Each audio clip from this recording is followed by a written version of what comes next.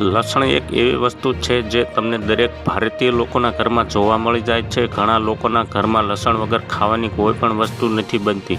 લસણ ખાવાનો સ્વાદ ખૂબ જ વધારે છે. આ સિવાય લસણ ખાવાના ઘણા બધા ફાયદાઓ પણ હોય છે. કાચું લસણ ખાવાથી એન્ટીઓક્સિડન્ટ, ફાઇબર, વિટામિન વગેરે મળે છે. વળી તેના સેવનથી ડાયાબિટીસ, કોલેસ્ટ્રોલ અને હાઈ બીપી જેવી બીમારીઓ છૂમંતર થઈ જાય છે. જોકે લસણનું સેવન દરેક લોકો માટે ફાયદાકારક નથી હોતું. અમુક લોકોને લાભની જગ્યાએ નુકસાન પહોંચાડી શકે છે.